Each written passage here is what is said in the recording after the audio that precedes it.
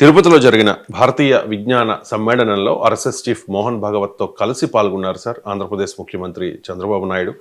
పురాణాలు గొప్పవి, మన హనుమంతుడు అర్జునుడు చాలా గొప్పవారు అంటూ కామెంట్ చేశారు. ఆ తర్వాత అయోధ్య వెళ్లారు, బాలరాముని దర్శించుకున్నారు. అత్యుత్తమ పాలనకు రామరాజ్యమే కొలమానం అని కూడా అన్నారు సార్. సార్ ఏంటి సార్ ఇవన్నీ చూస్తుంటే ఏమనిపిస్తోంది? ఆర్ఎస్ఎస్కు తెలుగుదేశం పార్టీ ఏమైనా దగ్గర అవుతోందా, దోస్తీ చేస్తోందా? అంటే మీకు వీటి ఆధారంగానే ఆర్ఎస్ఎస్ కు దోస్తీ చేస్తున్నామని అనలేము.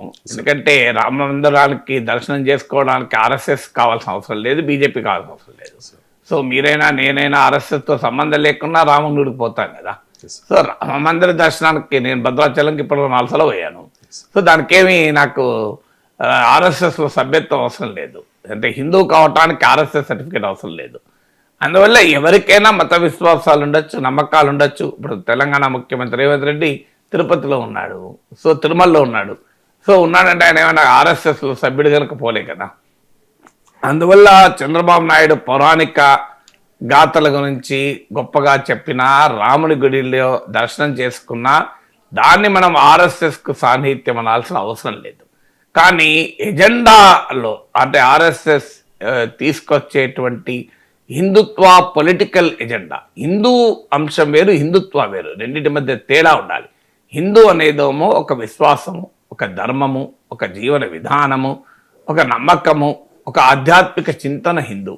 హిందుత్వ అంటే ఏంటంటే మతపరమైన విశ్వాసాల్ని, నమ్మకాల్ని, భావాల్ని రాజకీయపరమైన సంఘటిత రూపాన్ని ఇవ్వడం హిందుత్వ. ఈ రెండింటి మధ్య తేడా మనకు అర్థం కావాలి. అందుకే ప్రతి హిందువు హిందుత్వవాది కాదు, హిందుత్వవాదులు మాత్రమే హిందువులకు కాదు. సరే, రెండింటి మధ్య మన తేడా అర్థం. Every Hindu need not be an హిందుత్వవాది. ఎవ్రీ హిందుత్వవాది, ఓన్లీ హిందుత్వవాది హిందూస్ కాదు. హిందుత్వ సిద్ధాంతాన్ని నమ్మని వారు కూడా లక్షల సంఖ్యలో, కోట్ల సంఖ్యలో హిందువులు ఉన్నారు దేశంలో. లేకపోతే బీజేపీకి 80% ఓటింగ్ రావడం లేదు కదా. సో హిందువులందరూ హిందుత్వవాదులు కాదు.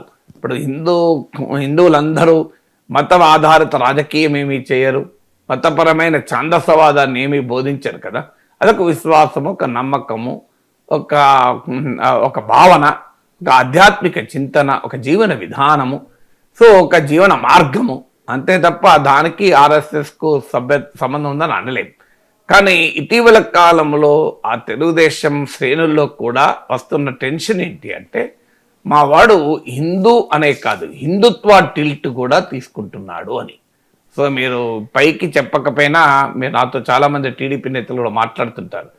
వాళ్ళ ఆవేదన ఏంటంటే ఆర్ఎస్ఎస్ ఐడియాలజీకి మా వాడు టిల్ట్ అవుతున్నాడు. అది వ్యూహాత్మకమే కావచ్చు, బీజేపీకి దగ్గర కావడం రాజకీయం, ఆర్ఎస్ఎస్కు దగ్గర కావడం రాజకీయంగా మాత్రమే కాదు. ఇప్పుడు బీజేపీతో పొత్తు పెట్టుకొని విడిపోతే ప్రజలు దాన్ని సీరియస్గా తీసుకోరు. ఎందుకంటే రాజకీయ పార్టీలు కలుస్తుంటాయి, విడిపోతుంటాయి, ఇట్ మేక్స్ నో డిఫరెన్స్. కానీ ఎప్పుడైతే ఒక ఐడియాలజికల్ బేస్తో నువ్వు దగ్గర అయ్యావనుకోండి, ఆ ఐడియాలజీకి సోషల్ యాక్సెప్టబిలిటీ వస్తుంది. ఇప్పుడు ఆర్ఎస్ఎస్కు అది ఆంధ్ర సమాజం మొత్తం ఒక్కసారి యాక్సెప్ట్ చేసింది అనుకుందాం. ఇప్పుడు ఆర్ఎస్ఎస్ ఐడియాలజికల్ విధానాన్ని, ఆర్ఎస్ఎస్ సైద్ధాంతిక ప్రాపంచిక దృక్పథాన్ని ఆంధ్రప్రదేశ్లో ప్రజలందరూ అంగీకరించారనుకోండి, ఏ రాజకీయ పార్టీ బలపడుతుంది? Simple question. తెలుగుదేశం బలపడుతుందా, బీజేపీ బలపడుతుందా? ఈ సింపుల్ ప్రశ్న మళ్ళొకసారి టీడీపీ శ్రేణులకు వేస్తున్నాను. ఆర్ఎస్ఎస్ ఆలోచన ధార, ఆర్ఎస్ఎస్ సైద్ధాంతిక దృక్పథం, ఆర్ఎస్ఎస్ ప్రపంచాన్ని చూసే విధానం, ఆర్ఎస్ఎస్ సమాజాన్ని చూసే విధానం కనుక ఆంధ్రప్రదేశ్ ప్రజల్లో మెజారిటీ, అందరు కాకపోయినా యాక్సెప్ట్ చేశారనుకోండి, అప్పుడు ఏ రాజకీయ పార్టీ పెరుగుతుంది? టీడీపీ పెరుగుతుందా, బీజేపీ పెరుగుతుందా? సింపుల్ క్వశ్చన్ కదా. కామన్ సెన్స్ ఉన్న ఎవడని చెప్తారు బీజేపీ పెరుగుతుంది అని. అంటే మరి టీడీపీ దెబ్బతింటుందా లేదా? సో ఇది ఇప్పుడు టీడీపీ శ్రేణులో వస్తున్న సమస్య. సో మావాడు రాజకీయ అవసరాల కొరకు టీటీడీ ఇష్యూ పైన రోజు చర్చ పెడతాడు. మావాడు రాజకీయ అవసరాల కొరకు ప్రత్యర్థుల మత విశ్వాసాన్ని ప్రశ్నిస్తుంటాడు. మావాడు రాజకీయ అవసరాల కొరకు ఈ మధ్య ఆర్ఎస్ఎస్ నాయకులతో కూడా కలిసి ఉంటాడు. వాళ్ళని సంతృప్తిపరిచే రీతిలో తాను కూడా ఒక లాయల్ హిందుత్వవాదిని అని చెప్పుకునే ప్రయత్నం చేస్తున్నాడు. ఇదంతా వ్యూహాత్మకం అని మావాడు అనుకుంటున్నాడు. కానీ ఇది ఆర్ఎస్ఎస్ ఐడియాలజీకి గ్రేటర్ యాక్సెప్టబిలిటీ ఆంధ్రప్రదేశ్ సమాజంలో తెస్తుంది. ఇప్పుడు మీరు గమనించండి, మీరు ఆంధ్రప్రదేశ్లో ఒక ఆసక్తికరమైన ధోరణి ఉంటుంది. హిందూస్ కూడా పెద్ద పెద్ద ఆస్తిపరులు చర్చిలకు కూడా డొనేషన్లు ఇచ్చిన వాళ్ళు ఉంటారు. చర్చిలకు ల్యాండ్ ఇచ్చిన హిందూస్ ఉంటారు. నాకు తెలిసి ఈవెన్ కమ్మాసులు కూడా చర్చిలకు ల్యాండ్ ఇచ్చిన వాళ్ళు ఉన్నారు చాలామంది. ఎందుకు కమ్మాస్ అని అంటున్నానంటే, సమాజంలో కమిటెడ్ తెలుగుదేశం లాయలిస్టులు కూడా నీకు మత విశ్వాసాల విషయం వచ్చే వరకు చాలా లిబరల్గా, బీజేపీ ఆర్ఎస్ఎస్ ఐడియాలతో ఉండరు. టీడీపీ వారు ఆ రకమైన లిబరల్ సెక్యులర్ భావాలతోనే ఉంటారు. అందుకే మీకు చర్చిలకు ల్యాండ్ ఇచ్చేటువంటి వారు కనబడుతుంటారు. ఏదో జగన్మోహన్ రెడ్డి అభిమానులు ఇచ్చారంటే that is the different thing. So Chandrababu Naidu అభిమానించే వాళ్ళు కూడా చర్చలో డొనేట్ చేసిన వాళ్ళు బోలెడు మంది కనబడతారు. మీకు ఆ రకమైన అంటే ఆంధ్రప్రదేశ్కి వచ్చే వరకు మీకు ఈ డిఫరెన్సెస్ లేవు. మతపరమైన ఇప్పుడు నార్త్ ఇండియాలో ఇప్పుడు బీజేపీ బలంగా ఉన్న, ఆర్ఎస్ఎస్ బలంగా ఉన్న ప్రాంతాల్లో మనకి ఇది కనబడుతుందా? ఎవరైనా హిందూ సంపన్నులు చర్చలకు ఇచ్చే అవకాశం ఉంటుందా? సో అందువల్ల ఎప్పుడైతే ఈ ఆర్ఎస్ఎస్ ఐడియాలజీకి యాక్సెప్టబిలిటీ పెరిగిందో అది బీజేపీకి అడ్వాంటేజ్ అవుతుంది. మీ దేశమంతటా తీయండి, నార్త్ ఈస్ట్ కానీ ఎక్కడైనా వెళ్ళండి, అస్సాం చూడండి, ఇతర నార్త్ ఈస్టర్న్ స్టేట్ చూడండి, ముందు ఆర్ఎస్ఎస్ ఎంటర్ అవుతుంది. ఆర్ఎస్ఎస్ కోమో బీజేపీ అనే వరకు వ్యతిరేకించే వాళ్ళు కూడా ఆర్ఎస్ఎస్ అనే వరకు అంగీకరిస్తారు. ఎందుకంటే మన మతం కదా, మన హిందూ భావన కదా అనే భావన ఉంటుంది. సో హిందూ భావన అనేది ఉంటుంది. ఎందుకంటే ప్రజలు ఓటింగ్ చేసే అది చాలా ఆసక్తిగా ఉంటుంది. నేను ఆసిఫాబాద్ నియోజకవర్గం నుంచి వచ్చాను. మేము చిన్నప్పుడు 20 ఏళ్ళు అక్కడ ఉన్నాం. మా నాన్నగారిని చూసేవాళ్ళం. రోజు ఉదయాన్నే లేచి భగవద్గీత చదవకుండా ఏ పని చేసేవాడు కాదు. ఖచ్చితంగా ఉదయం భగవద్గీత ఒక 1/2 అవర్ అన్న చదివాకనే వేరే పని చేసేవాడు. స్నానం చేసి భోజనం కూడా టిఫిన్ కూడా చేయకముందు ముందు టీ కూడా తాగకముందు భగవద్గీత చదివాడు. ఆ తర్వాత మా తాత ఆర్య సమాజ్ వ్యవస్థాపకుడు, నా ఆసనపర్తి ఆర్య సమాజ వ్యవస్థాపకుడు. యజ్ఞము వీటికి ఉండే ప్రాధాన్యత చేసేవాళ్ళం. ఏ శుభకార్యమైనా యజ్ఞం చేయకుండా ఉండేవాళ్ళం కాదు. విశ్వ హిందూ పరిషత్కు మాత్రమే ఏడాదికోసారి డొనేషన్ ఇచ్చేవాడు. కేవలం విశ్వ హిందూ పరిషత్కే, ఎందుకంటే మన మతం కొరకు పనిచేస్తుందని. కానీ భారత కమ్యూనిస్ట్ పార్టీకి ఓటేసేవాడు, సిపిఐకి. ఇది నేను 20 ఏళ్ళు చూశాను మా ఫాదర్ను. మా ఊర్లో సిపిఐ ఎమ్మెల్యే ఉండే గుండా మల్లేష్ అని, ఆయన ఓటేసేవాడు 20 ఇయర్స్. అంటే చూడండి, విశ్వ హిందూ పరిషత్కు విరాళము, భగవద్గీత చదవడము, ఆర్య సమాజ్ ప్రాక్టీస్ చేయడము, మీకు సిపిఐకి ఓటేయడం ఎక్కడ సంబంధం ఉందా? అంటే ఆ ఐడియాలజీ హిందూ అనే భావన ఉంటే ఇది సాధ్యమవుతుంది. ఇంత డైకాటమీ సాధ్యమవుతుంది. హిందుత్వం అనే భావన ఉంటే సాధ్యం కాదు. హిందూ భావన వేరు, హిందుత్వ భావన వేరు. ఇప్పుడు మీ కేరళలో ఒక ఇంట్రెస్టింగ్ ఇన్సిడెంట్ జరుగుతుంది. ఈఎంఎస్ నంబూద్రిపాద్, ప్రఖ్యాత మార్క్సిస్ట్ నేత, కేరళ మాజీ ముఖ్యమంత్రి కూడా, తొలి కమ్యూనిస్ట్ ముఖ్యమంత్రి. ఆయన ఒకరోజు ఆయన కారు పోతుంటే అయ్యప్ప స్వాముల ర్యాలీ పోతుంది. ఈఎంఎస్ కారు చూసి, ఈఎంఎస్ కారులో చూసి వాళ్ళు అప్పటికప్పుడు red salute comrade EMS Namboodiripad అని స్లోగన్లు ఇచ్చి ఈఎంఎస్ కారు వెళ్ళిపోయినాక స్వామి శరణం అయ్యప్ప అనుకుంటూ వెళ్ళారట. ఇది భారతీయత, ఇది భారతదేశ సమాజం యొక్క ప్రత్యేకత. ఇది ఎలా సాధ్యమవుతుంది? హిందూ అన్న భావన మాత్రమే ఉంటే సాధ్యమవుతుంది. సో హిందూ అనే భావన మాత్రమే ఉంటే రాముడి గుడికి వెళ్తారు, పురాణాల పైన గౌరవంగా ఉంటారు, చంద్రబాబు నాయుడు కొట్టేస్తారు. ఇది హిందూ భావన ఉన్నంతకాలం. హిందుత్వం అనే భావన వచ్చిందనుకోండి, ఎట్టి పరిస్థితుల్లో చంద్రబాబు నాయుడు కొట్టేయరు, భారతీయ జనతా పార్టీ కొట్టేస్తారు. ఎందుకంటే అసలు శిశులు హిందుత్వవాది భారతీయ జనతా పార్టీ. మిగతా వాళ్ళ కహానీల కొరకు, రాజకీయాల కొరకు హిందూ వాళ్ళు. బీజేపీ అదే కాదు కదా.